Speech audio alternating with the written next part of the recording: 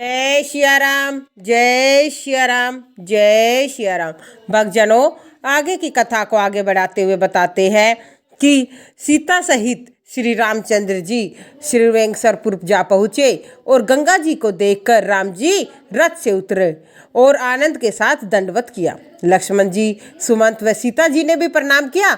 सबके साथ राम जी ने सुख पाया। गंगा जी सब प्रकार के आनंद मंगल की मूल है। वे सब सुखों की करने वाली, दुखों को हरने वाली है। बहुत सी कथाओं के प्रसंग कहकर रामचंद्र जी गंगा जी की तरंगों को देखने लगे। उन्होंने सुमंत, लक्ष्मण व सीता जी को देव नदी गंगा जी की बड़ी महिमा सुनाई। फिर उन्होंने स्नान किया। मार्ग का श्रम जाता रहा। पवित्र जल पीते ही चित्त प्रसन्न हो गया। जिसके स्मरण मात्र से संसार का श्रम मिट जाता है, उनके लिए श्रम कहना यह सांसारिक रीति है। श्री रामचंद्र जी तो शुद्ध चित्त और आनंद से पूर्ण सूर्यवंशियों में श्रेष्ठ है। उनके मनुष्य के समान चरित्र भवसागर के पार करने के लिए पुल के समान है। जब यह समाचार निषाद राज ने पाया, तब उसने अपने बंधुओं को प्रसन्न होकर बुलाया। भेंट के लिए फल और कंदमूल भंगियों में भर लाया और उनके हृदय में अपार आनंद छा गया। दंडवत कर भेंट आगे करके और बड़ी प्रीति के साथ प्रभु की ओर देखने लगे। स्वाभाविक प्रेम के वश में होकर श्री रामचंद्र जी ने गुहू को अपने निकट बिठाकर कुशल पूछी और गुहू बोला, हे स्वामी, आपके चरण कमलों के दर्शन से ही कुशल है। आज मैं भाग्यवान मनुष्य में गिने जाने योग्य हो गया हूँ। हे देव, यह भूमि और धन धाम सब आपका ही है। मैं परिवार समेत आपका नीच दास हूँ। मुझ पर कृपा करके पुर में पधारिए और मुझे अपना भक्त मानिए, जिससे सब लोग प्रसन्न होकर मेरे भाग्य की सराहना करे। श्री रामचंद्र जी ने कहा, हे चतुर सखा, तुमने यह सब ठीक कहा और मेरे भाग्य की सराहना करे। श्री रामचंद्र जी ने कहा, हे चतुर सखा, आपने ये सब ठीक कहा, पर पिताजी ने मुझे और भी आज्ञा दी है। मुझे मुनियों के समान नियम, वेश और आहार करके 14 वर्ष वन में वास करना है। इस कारण गांव में वास करना उचित नहीं। यह सुनकर गुहू को बड़ा दुख हुआ और रामचंद्र जी, लक्ष्मण जी जानकी के स्वरूप को देखकर गांव के सब स्त्री पुरुष प्रेम के साथ कहने लगे, हे सखी, कहो वे माता पिता कैसे हैं जिन्होंने ऐसे बालक को वन में भेज दिया। कोई बोले, राजा ने अच्छा किया, ब्रह्मा ने हम लोगों को नेत्रों का फल दे दिया। तब निषाद राज ने अपने मन में एक शीशम के वृक्ष को मनोहर जानकर वह रघुनाथ जी को ले जाकर स्थान दिखाया और रामचंद्र जी ने उसे सब प्रकार से अच्छा बतलाया। गांव के लोग जुहार करके अपने अपने घर चले गए और राम जी संध्या करने पधारे। गहने भली भांति ठीक करके कुश और नए पत्तों को कोमल बहुत अच्छी तरह सेज बनाई और पवित्र फल, फूल, पानी मीठे और कोमल देखकर दोनों भर भर कर लाकर रख दिए। और जानकी, सुमंत और भाई लक्ष्मण सहित कंदमूल फूल खाकर रामचंद्र जी सो रहे हैं। तब भाई लक्ष्मण उनके चरण दबा रहे हैं। प्रभु को सोते हुए जानकर लक्ष्मण जी उठे और मंत्री सुमंत को सोने के लिए मधुर वाणी से कहे, कुछ दूर कर धनुष बाण सजाकर वीरासन पर बैठकर जागने लगे। गुहू ने विश्वासी पहरेदार बुलाकर बड़ी प्रीति से जगह जगह पर खड़े कर दिए। आप कमर में तकसकस और धनुष बाण चढ़ाकर लक्ष्मण जी के पास जाकर बैठ गए। निषाद राज प्रभु रामचंद्र जी को सोता हुआ देखकर स्नेहवश अपने मन में बहुत दुखी हुए और शरीर में रोमांच हो गया। आंखों में आंसू बहने लगे। प्रेम के साथ लक्ष्मण जी से यह वचन कहने लगे, दशरथ जी का राजमहल तो स्वभाव से ही ऐसा सुंदर है कि इंद्र भवन की उनकी बराबरी नहीं कर सकता। मणियों से जड़े हुए उसके चौबारे हैं, मानो कामदेव ने अपने हाथों से सजाए हों। जो स्वच्छ, विचित्र, सुंदर भोग्य पदार्थों से पूर्ण, सुंदर फूलों से सुगंधित, जहाँ सुंदर पलंग बिछे हैं और मणियों के दीपक है तथा हर प्रकार का आराम है, जहाँ अनेक प्रकार के वस्त्र, सुंदर तकिए और तोशक है, जो दूध के फेन है और समान सफ़ेद, कोमल और स्वच्छ है। उन पर सीता जी रात को शयन करते हुए अपनी शोभा से रति और कामदेव के अभिमान को भी हरते हैं। वही सीताराम जी थकित हो बिना बिछोने के कुश और पत्तों की सेज पर सो रहे हैं, जो देखे नहीं जाते। माता पिता, कुटुंबी, नगर निवासी, मित्र, सुंदर स्वभाव वाले दास और दासी, ये सब प्राणों के समान जिनकी रक्षा करते थे, वही स्वामी रामचंद्र जी पृथ्वी पर सो रहे हैं। जिनके पिता जनक जी है, जिनका प्रभाव संसार में प्रकट है, वह ससुर दशरथ है जो इंद्र के सखा हैं। और रामचंद्र जी जिनके पति हैं, ऐसी जानकी पृथ्वी पर सो रही है। विधाता किसके विपरीत नहीं होता। श्री सीता जी और रामचंद्र जी क्या वन के योग्य हैं? कर्म ही प्रधान है, ऐसा लोग कहते हैं, सो ठीक है। मंदमती केकई ने बड़ी खोटाई की, जिसने राम जी को और जानकी को सुख के समय दुख दिया। वह सूर्यवंश रूपी वृक्ष को काटने के लिए कुल्हाड़ी हुई। उस दुर्बुद्धि ने सब संसार को दुखी कर दिया। श्री रामचंद्र जी और जानकी जी को पृथ्वी पर शयन करते हुए देख निषाद को बड़ा दुख हुआ। तब लक्ष्मण ज्ञान वैराग्य और भक्ति रस से युक्त मधुर कोमल वाणी से बोल रहे हैं, भाई कोई किसी को दुख सुख देने वाला नहीं है, सब अपने अपने किए कर्मों के फल भोगते हैं। मिलना बिछुड़ना, अच्छे बुरे भोग, मित्र शत्रु उदासीन, ये सब भ्रम रूपी अज्ञान के फंदे हैं। जन्म से मरण पर्यंत जितने संसार के जाल है, संपत्ति विपत्ति कर्म और काल, भूमि घर द्रव्य गांव कुटुंब स्वर्ग नरक आदि जहाँ तक व्यवहार है, जो देखे सुने मन में विचार जाते हैं, इनमें तत्व कुछ भी नहीं है। जैसे सपने में राजा भिखारी हो जाए, कंगाल इंद्र हो जाए, परंतु जागने पर लाभ हानि कुछ नहीं। इसी प्रकार इस मायायुक्त विस्तार को हृदय से देखना चाहिए। ऐसा विचार कर क्रोध नहीं करना चाहिए, किसी को वृथा दोष नहीं देना चाहिए। सब मोह रूपी रात्रि में सोने वाले हैं, उसी में भांति भांति के सपने देखते हैं। इस जगत रूपी रात्रि में योगी लोग जागते हैं और परमार्थ और प्रपंच से छुटे हुए हैं। जगत जीव और तब भी जागता हुआ जानना चाहिए, तब वह विषयों के विरक्त हो जाए। ज्ञान होने से मोह भ्रम हो जाता है। श्री रघुनाथ जी के चरणों में प्रेम होता है। हे सखा, परमार्थ यही है कि मन कर्म और वचन से श्री रामचंद्र जी के चरणों में स्नेह हो। और श्री रामचंद्र जी ब्रह्म है, मोक्ष स्वरूप है। वे अविगत अदृश्य अनादि अनुपम विकार रहित तथा भेद शून्य है। वेद नीति कहकर इनका निरूपण करते हैं। भक्त पृथ्वी ब्राह्मण गो देवता इनके निमित्त कृपालु भगवान मनुष्य देह धारण कर लीला करते हैं, जिनके चरित्र सुनने से संसार के बंधन दूर हो जाते हैं। भक्तजनों, कहने का अभिप्राय ये है, इसमें प्रभु भी यही बता रहे हैं कि ना प्रभु किसी का लेता है, ना किसी को कुछ देता है, सिर्फ उसके अपने कर्मों से मिलता है। जैसा जो आदमी जो कर्म करता है, उसको उसके कर्म के हिसाब से सब मिलता है। प्रभु भी यही दिखा रहे हैं, जो मेरे कर्म मैंने जो कर्म किए हैं, उन्हीं कर्मों के अनुसार मुझे वन मिला है। क्योंकि राजा को दशरथ को भी श्राप मिला था श्रवण के माता पिता से कि जिस वियोग में हम अपने पुत्र वियोग में मर रहे हैं, ऐसे ही तुम अपने पुत्र वियोग में मरोगे। और ऐसे ही 14 साल का वनवास भगवान को मिला है, और सीता जी को रावण उठा कर लेके जाएगा, ये भी राम जी को श्राप मिला हुआ है तुलसी जी से। तो इस प्रकार भक्तजनों, ये भी प्रभु के अपने कर्म थे, इसलिए प्रभु को भोगने थे, इसलिए संसार में सांसारिक लीला से दिखा रही है। और हम भक्तजन थोड़ी सी बात से प्रभु को दोष देती है, इसमें हमें प्रभु को बिल्कुल दोष नहीं देना चाहिए, शून्य मात्र भी दोष नहीं देना चाहिए। क्योंकि भक्तजनों, हमारे कर्म जिस प्रकार के होंगे उसी प्रकार के होंगे। आज हम मुकेश अंबानी को कहते हैं कि मुकेश अंबानी है, तो ये सोच के देखियो मुकेश अंबानी ने भी कितने अच्छे पिछले जन्म में कर्म किए होंगे कि जो आज देश का सबसे अमीर आदमी है। परंतु अमीर आदमी होने का फायदा तब है तब वो दुख दरिद्र और सबको समान लेकर और मैत्री भाव से उनकी सेवा करे।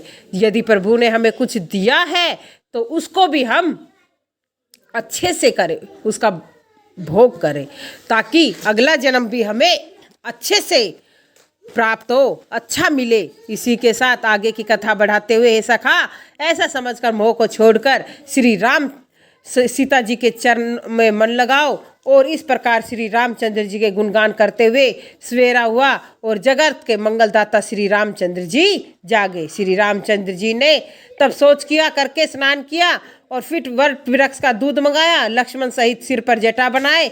यह देख सुमंत जी के आंखों में आंसू भर आए, हृदय में बड़ी जलन हुई, मुख मलिन हो गया। वे हाथ जोड़कर अत्यंत दीन वचन बोले, हे नाथ, कौशलधीश दशरथ जी ने मुझसे इस प्रकार कहा कि तुम रथ लेकर रामचंद्र जी के साथ जाओ। वन दिखाकर वे गंगा स्नान कराकर दोनों भाइयों को जल्दी लौटा लाना। तब संशय और संकोच को छोड़कर लक्ष्मण जी, रामचंद्र जी और जानकी जी को लौटा कर ले आना। महाराज ने ऐसा कहा था, हे स्वामी, अब आप जैसा कहे वैसा करूं। मैं आपका बलिहारी हूं। इस प्रकार विनती करके हे रामचंद्र जी के चरणों पर गिर पड़े और बालक के समान रो दिए। फिर कहा, हे तात, कृपया करके वही उपाय कीजिए जिससे अवधपुरी अनाथ न हो। और मंत्री सुमंत को उठाकर रामचंद्र जी समझाया, हे तात, आपने तो धर्म के सभी नियम छाने हैं। शिवी, दधीची और राजा हरिश्चंद्र ने धर्म की रक्षा के लिए करोड़ों कलेश सहे हैं। परम चतुर राजा रंतिदेव और बलि ने अनेक प्रकार से संकट सहकर भी धर्म का धारण किया है। सत्य के समान दूसरा धर्म नहीं, यह वेद शास्त्र और पुराणों में कहा है। मैंने यह धर्म सहज ही में पा लिया और उसे छोड़ देने से तीनों लोकों में अपयश छा जाएगा। सत्पुरुष को अपयश प्राप्त होना करोड़ों मृत्यु के समान दारुण दुख उत्पन्न करता है। हे तात, आपसे अधिक क्या कहूँ, उत्तर देने से पाप का भागी होऊंगा। आप पिताजी के चरण छूकर करोड़ों प्रणाम कह करके हाथ जोड़कर प्रार्थना करना कि हे पिताजी, मेरी आप किसी प्रकार चिंता न करना। फिर आप भी पिताजी के समान मेरे बड़े हितैषी है। हे तात, हाथ जोड़कर आपसे भी प्रार्थना करता हूँ कि सब प्रकार से आपका ही कर्तव्य है कि जिससे पिताजी हमारे सोच में दुख न पाए। श्री रामचंद्र जी और सुमन जी का संवाद सुनकर कुटुंब सहित निषाद राज व्याकुल हो गए। फिर लक्ष्मण जी ने कुछ कटु वाणी कही। प्रभु ने बहुत ही अनुचित जानकर उन्हें रोक दिया। श्री राम जी ने सकुचाकर सबूत सुमंत को अपनी सौगंध दिलाई और लक्ष्मण का संदेश जाके नहीं कहने को कहा। सुमंत ने फिर राजा का संदेश कहा और जानकी जी वन के कष्टों को सह नहीं सकेगी। अतः जिस भांति से सीतापुरी को लौट आवे वही तुमको राम जी को करना चाहिए, नहीं तो कुछ भी सहारा न होने से मैं नहीं जीऊँगा। जिस प्रकार मछली बिना पानी के नहीं जीती, सीता के मायके और ससुराल में सब प्रकार से सुख है। जहाँ मन चाहे वहाँ सुख ले और जब तक विपत्ति का समय है निकाल दे। राजा ने जिस दुख और प्रेम के साथ यह प्रार्थना की, हे राम जी, वह कहीं नहीं जाती। पिता का संदेश सुनकर कृपा निदान श्री रामचंद्र जी ने जानकी को करोड़ों भांति से सीख दी। यदि तुम घर को लौट जाओ तो सास, ससुर और गुरु प्यारे कुटुंब भी इन सब का दुख दूर हो जाए। पति के वचन सुनकर जानकी कहने लगे, हे प्राणपति, हे परम स्नेही, सुनिए, आप दया में परम ज्ञानवान। हे प्रभु, छाया शरीर को छोड़ करके कैसे अलग रह सकती है? सूर्य को छोड़ के प्रभा कहाँ जा सकती है और चंद्रिका चंद्रमा को छोड़ के कहाँ जा सकती है? इस प्रकार पति को प्रेम भरी विनय सुनाकर मंत्री सुमंत ने सुहावनी वाणी से कहने लगी, आप मेरे पिता और ससुर के समान हितैषी है। आपको उत्तर दूँ तो बहुत अनुचित है। आर्त होकर मैं आपके सन्मुख हुई। हे तात, बुरा न मानना, आर्यपुत्र के चरण कमलों में के बिना मैं जहाँ तक जितने नाते हैं वे सब व्यर्थ है। मैंने पिताजी के ऐश्वर्य को सुख देखा है, जिनके चरण चौकी से बड़े बड़े राजाओं के मुकुट लग जाते हैं। ऐसा सब सुखों का धाम पितृगृह भी पति के बिना वह भी मेरे मन को नहीं सुहाता। मेरे ससुर चक्रवर्ती महाराजा अयोध्याधीश, जिनका प्रभाव 14 भुवनों में विख्यात है, जिनका इंद्र भी आगे आगे आकर स्वागत करता है, आपने आधे सिंहासन पर आसन देते हैं। ऐसे ससुर, अयोध्यापुरी वास का वास, प्यारा कुटुंब और माता के समान सासवे, यह श्री रघुनाथ जी के चरण कमलों की रज के बिना मुझे कोई भी सौपन में सुखदायी नहीं लगते। कठिन मार्ग, वन भूमि, पहाड़, हाथी, सिंह, सरोवर, बड़ी नदियाँ, कोल, भील, हिरन, पक्षी, ये सब प्राणपति के संग मुझे सुख देने वाले होंगे। मेरी ओर से सास और ससुर के चरणों में गिरकर प्रार्थना करना, वे मेरे लिए कुछ चिंता न करें। मैं वन में स्वभावतः सुखी हूँ। प्राणपति और प्यारे देवर मेरे साथ हैं, जो वीरों में श्रेष्ठ और धनुष धारण किए हैं। रास्ते की थकावट का संदेह, दुख मेरे मन में कुछ नहीं है। मेरे लिए भूल कर भी चिंता न कीजिए। जानकी जी की शीतल वाणी सुन के सुमंत ऐसे घबरा गए जैसे मणि के खोजने से सांप घबरा जाता है। आंखों से सूझता नहीं, कानों से सुनाई नहीं देता, कुछ कह नहीं सकते, बड़े दुखी है। श्री रामचंद्र जी ने बहुत समझाया तो भी सुमंत की छाती ठंडी नहीं हुई। सुमंत ने हाथ में ले जाने वाले अनेक उपाय किए, परंतु रामचंद्र जी उचित उत्तर देते गए। श्री राम जी आज्ञा नहीं टाली जा सकती, कर्म गति पर बल है, इस पर किसी का वश नहीं है। राम, लक्ष्मण और सीता के चरणों में शीश नवाकर ऐसे लौटे जैसे वानिक अपना धन गवाकर लौट जाता है। सुमंत ने रथ हाका, तब घोड़े रामचंद्र जी की ओर देखकर हिनहिनाने लगे। यह देखकर निषाद दुखी हो सिर धुन धुन कर पछताने लगा। जिनके वियोग से पशु ऐसे व्याकुल है, उनके वियोग से तो प्रजा और माता पिता कैसे जिएंगे। श्री राम जी ने ज्यों ज्यों सुमंत को लौटाया, तब आप भी गंगा जी के तट पर आए। उन्होंने नाव लाने को कहा तो केवट नाव नहीं लाया और कहने लगा, मैं आपको भेद को जानता हूँ। इन चरण कमलों की रज को सब लोग कहते हैं यह मनुष्य बनाने वाली कोई बूटी है, क्योंकि इनके छूते ही शिला सुंदर स्त्री हो गई, और पत्थर से कठोर तो लकड़ी नहीं होती। नाव भी मुनि की स्त्री हो जाएगी, मेरी नाव उड़ जाएगी और जीविका भी रह जाएगी। नाव से ही सारे कुटुंब का पालन करता हूँ, दूसरा हुनर मैं जानता नहीं प्रभु। जो आप गंगा जी के पार अवश्य जाना चाहते हैं तो आपके चरण कमलों को मैं धोना चाहता हूँ, क्योंकि केवट भी बड़ा चतुर था। हे नाथ, चरण कमल धोकर नाव पर चढ़ा लूंगा, उतराई में नहीं चाहता। हे राम, आपकी दुहाई और दशरथ की सौगंध है, ये सच कहता हूँ। कहते हैं केवट बोला, चाहे लक्ष्मण भले ही मुझे तीर मार दे, पर जब तक आपके पाँव नहीं धो लूंगा तब तक मैं आपको अपनी नाव में नहीं बिठाऊंगा। हे दयालु, पार नहीं उतारूंगा मैं आपको गंगा जी के उधर। केवट के प्रेम भरे अटपटे वचन सुनकर करुणाधीन रामचंद्र जी जानकी जी और लक्ष्मण जी की ओर देखकर हंसे और बोले, कृपा सिंधु रामचंद्र जी मुस्कुराकर बोले, अच्छा वही काम करो जिससे तुम्हारी नाव न जाए। जल्दी लाकर पाँव धो लो, देरी हो जाए और पार उतार दो। जिसका नाम एक ही बार स्मरण करने से मनुष्य अथाह संसार सागर से पार उतर जाते हैं, और जिन प्रभु के 3 पग से हो जगत को छोटा कर दिया, वही कृपालु प्रभु गंगा पार होने के लिए केवट से नोहरा खा रहे हैं। प्रभु के वचन सुन गंगा जी की बुद्धि मोह से खिंच गई थी, परंतु चरणों से नख देखकर गंगा जी प्रसन्न हो गई। केवट ने श्री रामचंद्र जी की आज्ञा पाई तो कठोता में जल ले आया और परम आनंद के साथ प्रेम मगन होकर वह चरण कमल धोने लगा। जब देवता फूलों की वर्षा करके सराहना लगे, इनके समान पुण्य आत्मा कोई नहीं है। केवट चरण धोकर अपने कुटुंब सहित चरणामृत पान करके उनके प्रभाव से अपने पितरों का उद्धार कर प्रसन्न होकर गंगा जी के पार ले गया। नाव से उतरकर सीताराम जी, गुहू लक्ष्मण जी सहित गंगा जी की रेत में खड़े हो गए। तब केवट ने दंडवत किया। प्रभु रामचंद्र जी को संकोच हुआ कि इसको कुछ नहीं दिया। स्वामी के हृदय की बात जानने वाली जानकी ने मणि जड़ित अंगूठी पर मन से उतारी और कृपालु रामचंद्र जी ने केवट से कहा, उतराई लो। तब केवट ने व्याकुल होकर चरण पकड़ लिए। केवट बोला, हे नाथ, आज मैंने क्या नहीं पाया। मेरे पाप, दुख व दरिद्र अग्नि की तरह शांत हो गए। बहुत समय तक मैंने मजदूरी की, जो आज विधाता ने मेरी सब मजदूरी भरपूर कर दी। हे स्वामी, हे दीन दयालु, आपकी कृपा से मुझे अब कुछ नहीं चाहिए। लौटते समय मुझे जो कुछ आप देंगे वह प्रसाद में माथे पर चढ़ा कर ले लूँगा। प्रभु रामचंद्र जी, लक्ष्मण जी और जानकी ने बहुत कहा, परंतु केवट ने कुछ नहीं लिया।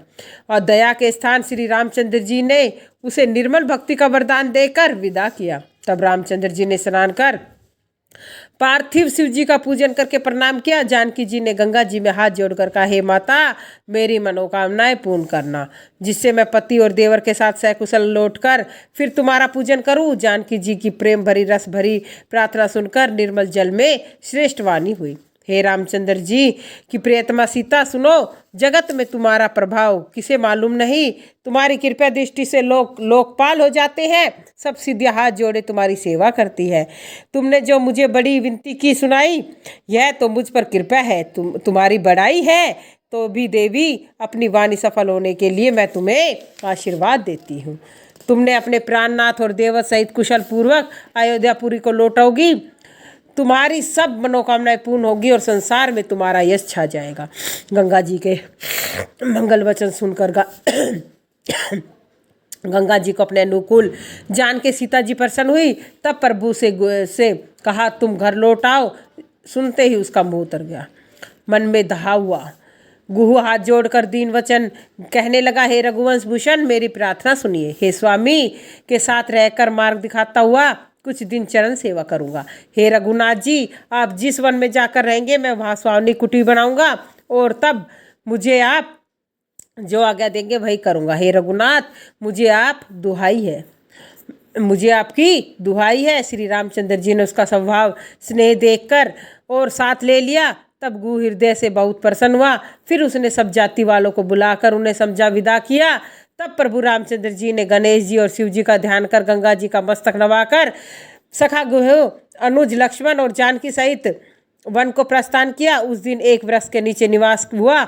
वह लक्ष्मण जी सखा गुह ने सब सुविधा कर दिया और प्रातःकाल प्रातःकर्म करके प्रभु ने जाकर तीर्थों के राजा प्रयाग के दर्शन किए।